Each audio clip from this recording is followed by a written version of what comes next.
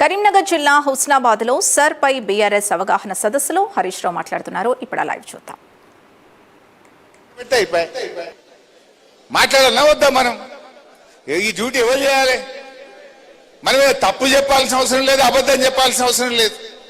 ఉన్న ముచ్చట మంచిగా చెప్పుదాం. ఇప్పుడు అంతెందుకే, మన గౌరెల్లి ప్రాజెక్ట్ ఎంత కష్టపడ్డాడు సతీష్ అన్న నాకు తెలుసు.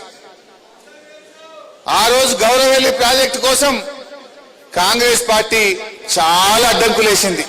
గ్రీన్ ట్రిబ్యునల్ లో కేసు వేసిండ్రు, హైకోర్టులో కేసు వేసిండ్రు, రైతులతో ధర్నాలు చేపించిండ్రు, అనేక ఇబ్బందులు పెట్టిండ్రు. మా సతీష్ అన్నకే తెలుసు ఆ విషయం, ఎవరికి తెలియదు. ఈ రాష్ట్రంలో ఆనాడు నేను చెప్తే ఏమైందంటే నాకు ఇబ్బంది అయిద్దని నేను ఫైనాన్స్ మినిస్టర్ ఉండి కూడా బయటకు చెప్పుకోలే.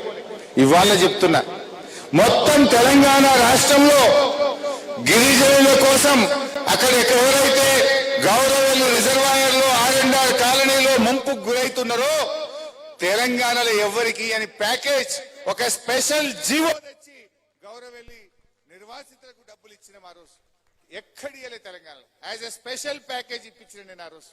అన్న ఇది అయ్యేటట్లేదు, ఈ కాంగ్రెస్ వాళ్ళు అడ్డం పడుతున్నారు అంటే నేను సతీష్ అన్న కేసీఆర్ గారి దగ్గర పోయి వారి దగ్గర స్మితా సబర్వాల్ ఒక ఇరిగేషన్ సెక్రటరీగా, CMO సెక్రటరీగా ఉంటే ఆమెను కన్విన్స్ చేసి కేసీఆర్ గారి దగ్గర పోయి ఒక 60 కోట్లు 70 కోట్లు ఒక స్పెషల్ ప్యాకేజీ తెచ్చి ఆ ఎవరైతే ఇండ్లు పోతున్న తండాలు నిరాశ్రయులు అవుతున్నారో వాళ్లకు ప్రత్యేకమైన ప్యాకేజీ ఇచ్చి గౌరవెల్లి ప్రాజెక్టు పూర్తి చేసినాం.